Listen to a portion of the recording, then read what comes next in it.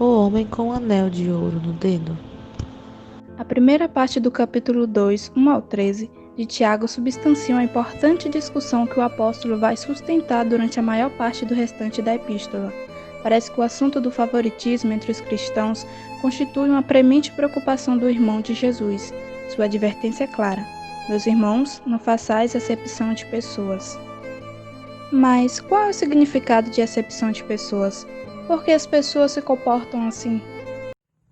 Falar sobre atitudes e comportamentos que vai ocasionar a acepção de pessoas é adentrar em um mundo de análise das ideologias. A psicologia, ela não se detém em julgar ideias e valores como certo ou como errado, mas ela concebe a função dessas ideologias no processo de comportamento social. E no que diz respeito aos relacionamentos, quando o indivíduo ele rejeita o outro ou aquele que foi rejeitado, cada um traz crenças e valores que são individuais, e essas crenças e valores vai determinar o seu comportamento no meio em que ele vive. Se o indivíduo chega em um ambiente e ele se sente rejeitado, porque a acepção de pessoas, fazer acepção de pessoas nada mais é do que rejeitar o outro. E nós, enquanto seres humanos, temos a tendência de rejeitar o que é diferente de nós. Mas é importante pensar que o que é diferente faz parte da individualidade do sujeito. Cada um de nós somos pessoas diferentes. Analisando as duas lógicas, nós vamos perceber que aquele que foi discriminado, aquele que sofreu a acepção, ele automaticamente vai se afastar do ambiente. A tendência é se afastar, né? Não é determinante que ele vá necessariamente se afastar, mas existe a tendência de se afastar do ambiente e rejeitar aquele ambiente, não voltar para o ambiente, porque não houve acolhimento. O ser humano necessita, carece ser acolhido, ser atendido. E as questões afetivas nos relacionamentos, seja lá quais relacionamentos forem, vai ser determinante para o indivíduo se sentir pertencente àquele ambiente em que ele está. Tiago, no capítulo 2, do verso 1 ao verso 13, apresenta uma narrativa muito interessante. Não devemos fazer diferença entre as pessoas, não devemos qualificar como melhores as pessoas simplesmente por sua cultura, sua fala, seu poder aquisitivo. E o texto usa como base a lei que diz: ame ao próximo como a você mesmo e ame a Deus acima de todas as coisas. Esses dois mandamentos que resumem a lei apresentam a forma do comportamento que deve existir em nosso coração. Tratar as pessoas com o coração acolhedor. Nós devemos abraçar as pessoas, não julgá-las.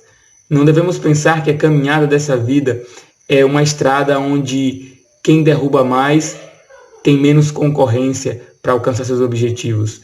Quem é mais visto vence mais rápido. Entenda essa caminhada como uma oportunidade. Você chega mais rápido quando você chega junto. Então você vai ser apresentado a muitas pessoas que pensam diferente, que discordam, que não agradam os seus gostos, os seus interesses, mas ainda assim o seu dever, o nosso dever é abraçar as pessoas e não fazer diferença, não olhar para as pessoas como se elas fossem qualificáveis no sentido de que existem pessoas melhores e piores, pessoas que merecem mais ou não. Literalmente, esta palavra composta significa recebimento do rosto, sendo explicada como se originando na época em que as pessoas se prostravam diante das autoridades, a partir do gesto do príncipe de levantar o rosto do visitante em sinal de boa acolhida. Percebe-se essa etimologia com nitidez em Gálatas capítulo 2, versículo 6, passagem na qual o apóstolo Paulo declara literalmente: Deus não recebe o rosto do homem, isto é, Deus não depende da aparência para decidir como há de tratar o ser humano. Tiago logo apresenta a entrada de dois homens na congregação, um rico e outro pobre. O apóstolo usa a palavra sinagoga, assembleia, o que não deveria nos surpreender.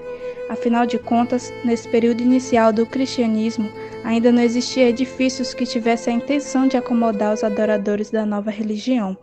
Os cristãos usavam as casas de seus simpatizantes para a realização de seus cultos religiosos e instrução filosófico-prática.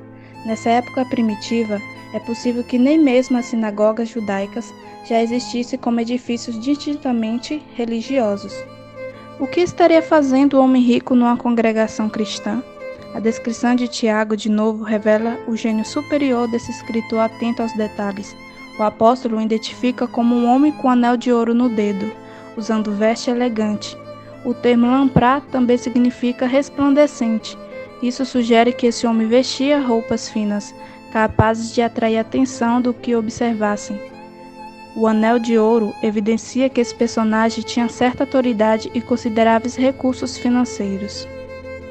O contexto da visita do homem de anel de ouro no dedo faz com que a reação dos membros da congregação seja ainda mais reprovável. No mesmo momento da chegada do endinheirado, entra também um indigente na congregação. Trata-se de outro visitante, uma vez que se descreve esse homem como um pobre trajando roupa suja. Os dois homens entram simultaneamente na congregação, mas todas as atenções se voltam para o homem com anel de ouro no dedo e vestes resplandecentes. De acordo com Tiago, capítulo 2, versículo 3, oferece-lhe um lugar de honra, próximo ao pregador, aqui, cabendo ao indigente ficar em pé perto da saída, aí, ou sentar-se em um lugar pouco confortável, sob o estrado. A atitude para com o rico é obsequiosa, uma vez que usa a expressão por favor. Ao pobre e andrajoso, trata-o com desdém. No fundo, fazer acepção de pessoas significa hesitar quanto ao tratamento a ser dado a semelhante, tornando-nos juízes dos outros. A expressão maus pensamentos pode significar aqui estereótipos, ou seja, fazer acepção de pessoas é rotulá-las sem lhe dar chance de serem o que realmente são. A temática social se afigura como importante eixo de discussões no qual o apóstolo expressa toda a sua apreensão que a igreja cristã não seja significativamente distinta dos muitos colégios existentes no mundo romano. O colégio romano funcionava como um clube social que garantia um espaço para a convivialidade, isto é, a realização de banquetes, para o estabelecimento de níveis de status, por meio da atribuição de assentos de honra para os membros mais socialmente privilegiados e para o penhor de um funeral digno.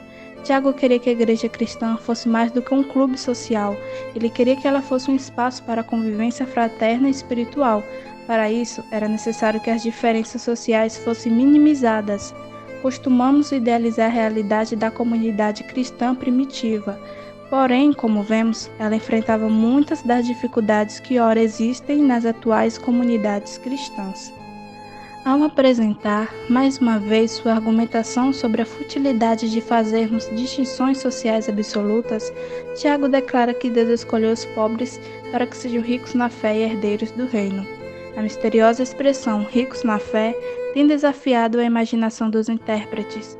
Alguns imaginam que os pobres sejam ricos na fé porque têm muita fé, outros que são ricos aos olhos de Deus, outros ainda que receberão as riquezas literais de Deus por ocasião do juízo, e finalmente que já desfrutam pela fé das riquezas que Deus disponibilizou para a humanidade.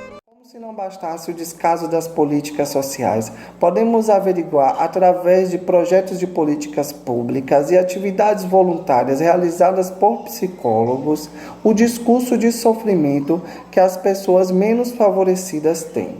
São ideologias, pensamentos, falas, olhares e comportamentos que muitas vezes chegam a ser agressivos e que trazem prejuízos não só físicos como psicológicos e emocionais. Mas afinal, o que me difere do outro? Será que o meu poder aquisitivo ou de conhecimento intelectual pode ditar o que o outro tem que fazer, onde o outro tem que ir? Será que não somos todos iguais e semelhantes? Falta o respeito, amor e a empatia pelo outro. Podemos averiguar através de pesquisas científicas que o nosso cérebro reage positivamente quando nós manifestamos olhares de compaixão e amor pelo outro, tornando assim a gente mais feliz do que quem nós ajudamos. Então, precisamos olhar para essas pessoas como igual, com sinal de que todos podem ser e pertencer e fazer e frequentar todos os tipos de lugares, independente da condição financeira, física que o outro pode ter. Olá, tudo bem? Quando nós estudamos sobre os atributos de Deus, nós aprendemos que eles se dividem pelo menos em 2 grupos. Os atributos incomunicáveis, que são, por exemplo, onipotência, onipresença e onisciência. E nós encontramos também atributos que são o quê? Que são compartilhados, que Deus, de certa forma, divide conosco, que nós podemos participar também. E nós temos o amor, temos a alegria, temos o cuidado, mas em especial nós temos a misericórdia. E aqui em Tiago 2, de 1 a 13, nós encontramos a importância da misericórdia, ao entender que não se pode fazer acepção de pessoas, dividindo as pessoas por grupos, ou pela questão do status social, pelas suas riquezas, pela sua raça, pela sua cor, pelo seu status acadêmico, mas o texto diz que nós devemos tratar todos de forma igual, com o mesmo amor e o mesmo carinho do Senhor. Então que nós possamos ser a mão de Deus para estender aos mais vulneráveis, né, a misericórdia do Senhor.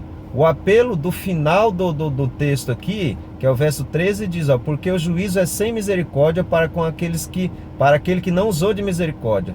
A misericórdia triunfa sobre o juízo. Ou seja, o centro desse texto é a misericórdia que Deus comunica a nós, já nos torna competentes o suficiente para não fazermos, em hipótese nenhuma, a acepção de pessoas por quaisquer que sejam as situações. A maior necessidade do mundo é a de homens que não se comprem nem se vendam. Homens que no íntimo da alma sejam verdadeiros e honestos. Homens que não temam chamar o pecado pelo nome exato.